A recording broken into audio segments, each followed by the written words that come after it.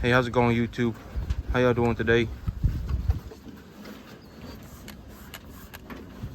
I been keeping an eye on the Weather Channel, and I've been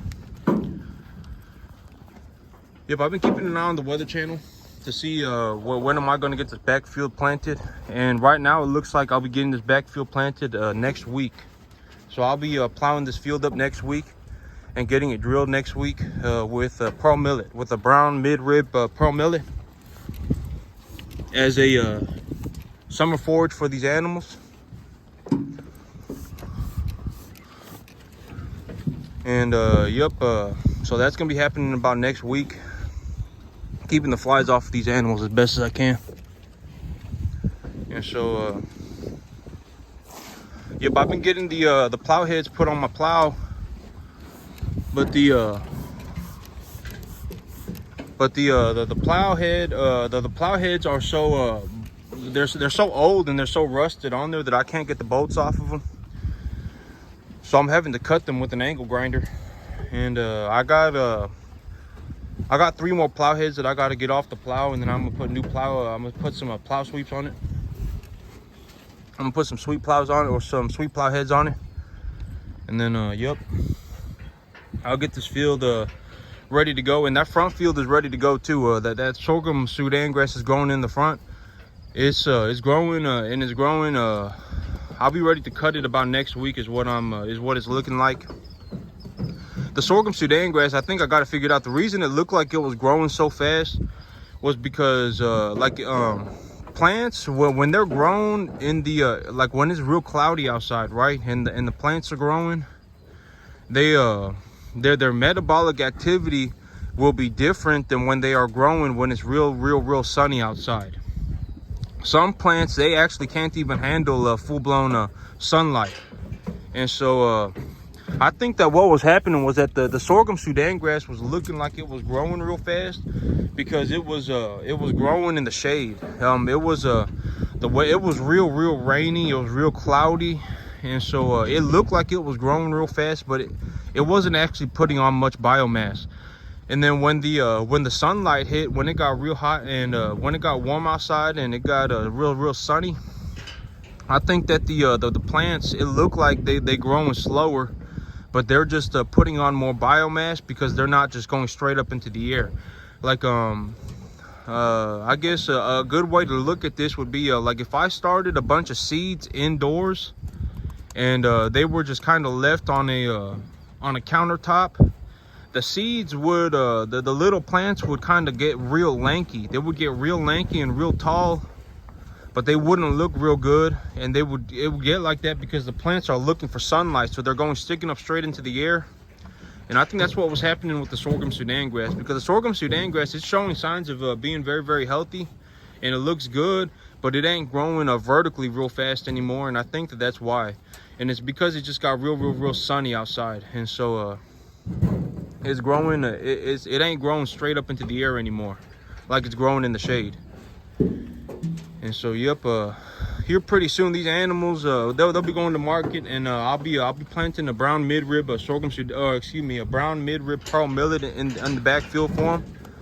And then I'll be feeding the sorghum Sudan grass for them while that pearl millet is growing in, so it kind of keeps them off of the pearl millet, because I don't want these animals chewing up the pearl millet when the pearl millet is like 1 to 2 inches tall. And I'm gonna have to be real careful with the pearl millet, because if I fertilize that field pretty heavily and the animals chew it up when it's real short, they're gonna have real bad bloat problems. And if they have real bad bloat problems in June, that's gonna be a big issue. I don't want these animals bloating when it's 95 degrees outside, because that can make their bloat severely, it could turn their bloat into a severe situation, a severe health risk situation. And so and I got to get the grass situated, because okay, so if I don't have grass, there's zero way for me to do this if I don't have grass. Because like if I don't have grass, realistically my feed costs are going to go up like 3-fold. I'm gonna have to put 3 times as much feed into these animals to get the same results as I'm getting if I don't have this grass. And the grass, it costs me like for every dollar that I spend on feed, if I spent that same dollar on grass, I could get like 20 times more feed. And so if I don't have the grass, I can't raise the cattle. And so my big belief is that it's better for somebody who grows grass to raise cattle than for someone who raises cattle to try and grow grass. Because it's better to figure out the grass first. Because if I don't know how to grow grass, it's pretty much game over. If I don't have the animal feed, there's almost zero way for me to raise the animals in any sort of profitable manner.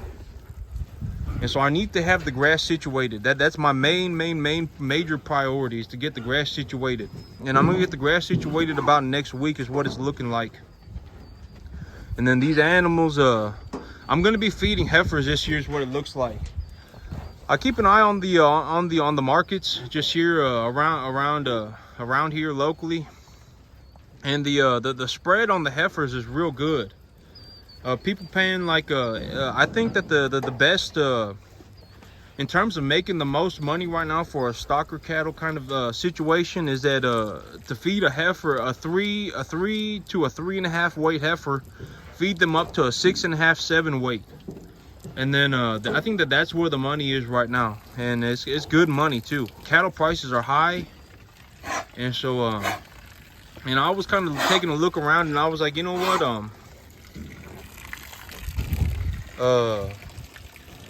if I wanted to, well, I don't know. I think that steer prices may be a little bit high right now, but they may be high right now because people are getting them in advance before they thinking that they're gonna go up in later this year, around October, November.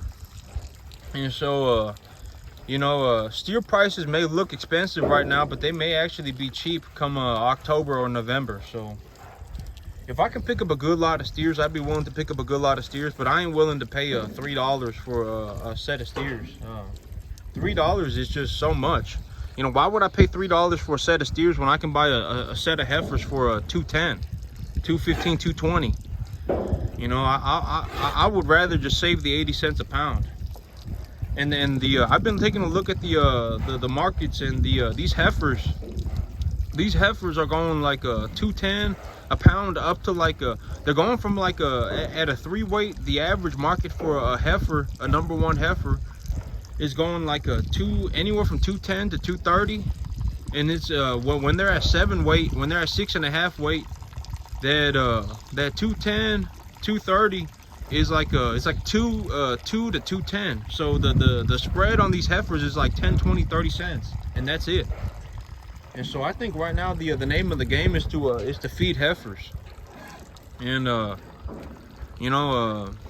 and heifers. The cool thing about a heifer is that if I get them to 750, if I get them to 750, 650, 6.5 weight, somebody may even buy them to breed them, to have them as breeding stock. And if they were a number 1 heifer, are they replacement quality, super fancy? But probably, I'm sure that there would be fancier heifers or whatever, but they would still be good quality heifers. There wouldn't be anything wrong with them. If somebody was just looking for some breeding stock to put on a field to drop calves on, a set of number 1 heifers wouldn't be that bad of a deal. And so when this whole cattle market thing situates itself and the inventories start climbing, well, I would think that the inventories are going to correct. The inventories are so low right now, but I think the name of the game right now is to feed heifers. And so when I get these animals to market, I've been taking a good look at the numbers, and I would think that right now, if I can make $25,000 a year feeding cattle on this property, I'd be a happy camper. I'd be a happy camper at $25,000 a year. Because that $25,000 a year, and then I have equity gains in this property. I gain about $10,000 in equity a year on this property from making mortgage payments, and then I also get a lot of tax benefits. The tax benefits probably turn out to be about $10,000 a year too. The different tax benefits like property tax benefits, income tax deductions, etc., etc. I don't have to pay sales tax on anything. And so all in all, the farm right here is gonna make probably about $45,000-$50,000 a year. But if I can just make half of that money from the cattle directly, I'd be a happy camper.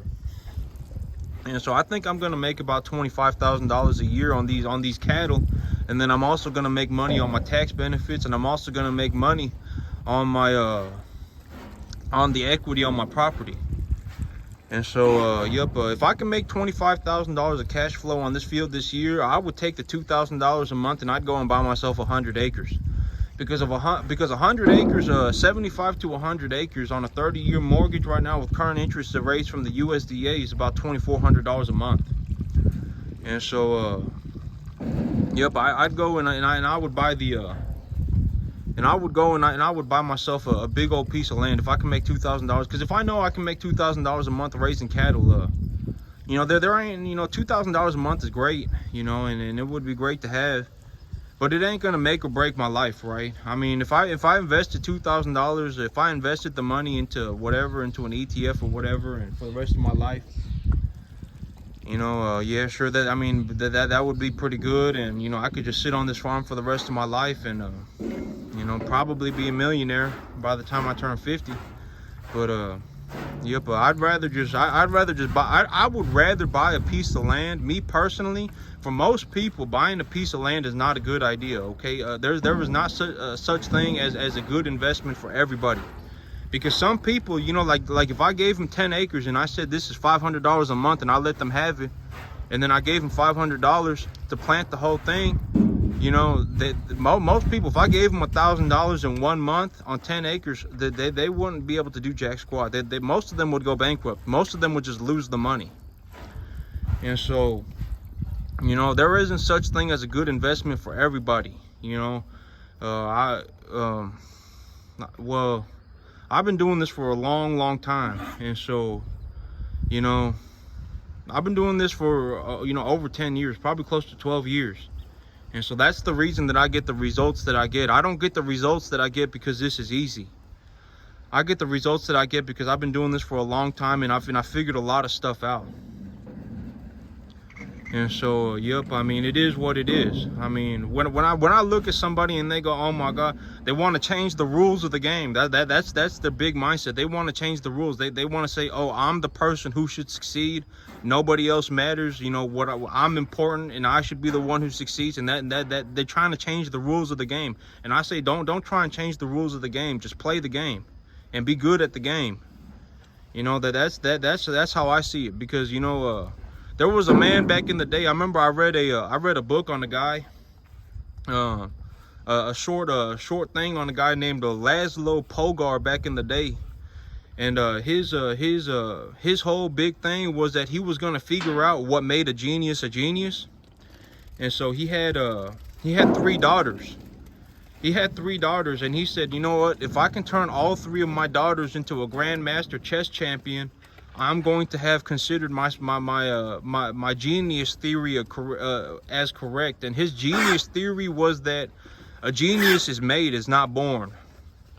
And that was his big old thing, that he wanted to prove that geniuses were made and they were not born.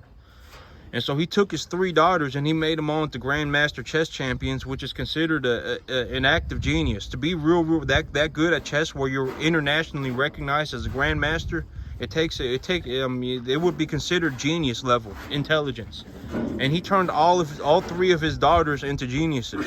And he said that from his work, he found that a person is turned into a genius if they practice a lot, and practice from a young age. He said you got to get to them young, and you got to make them practice a lot.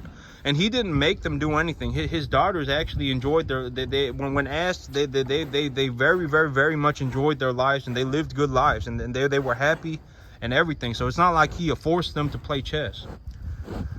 And so, but it takes a lot of practice, And honest to God, my right hand to heaven, when I first started, when I was 17, 18 years old, when I first started, I started in the backyard with a shovel and about $10 worth of poultry manure, and that was my first thing ever.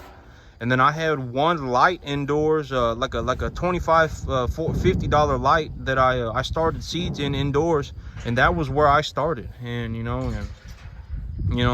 if you know, I mean, it just is what it is, right? So I mean, there ain't any way for me, you know, there ain't any way in the world for anybody to get the same results as anybody else. The only thing that they can do is put in the amount of effort that other people do, and get as good as them. So, you know, when I look at this whole thing and I'm like, I get tax benefits and I get all this and that, and you know, I can do everything, but I'm also putting myself at extreme risk.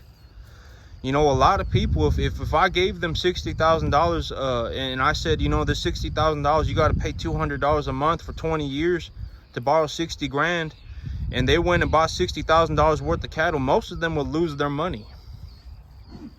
You know, most people would lose their money. They wouldn't make a dollar. Most people would go and lose that money. And so you know, me being able to make money is because it's a result of me being good at this. It's not a result of me being born with some special skill or something. It's not me being born to be a farmer. You know, it's because I've been doing this for a long time, and I understand what I got to do, and I understand that the nuances of farming. And so you know, it just is what it is, right? I don't know what to tell people when they start throwing themselves a little pity party and they start saying everything's unfair and oh my God, you know, and why does this guy get to make money? Why am I so broke? All this and that. And it's like, well, you know, I don't know what to say to that. You know, it just is what it is. I mean, if you did what I did for the last 15 years, you'd probably be closer to my end of the spectrum than to being average. I mean, if somebody spent the next 15 years of their life farming, they'd probably be closer to where I'm at than where they're at, and if they're an average person. And so I don't know what to say, you know, like I mean, tough luck. I mean, you know, like I don't know. I mean, it ain't even luck, right? I mean, it sucks to suck. I mean, I don't know what to say. I mean, that's some poor character. And so it just is what it is. I mean, when I get the tax benefits and when I get to make money and all that, that's all a result of my 15 years of effort, right? And so, I mean, it just is what it is. So, yep. But that's it for me today, YouTube. Y'all have a good one.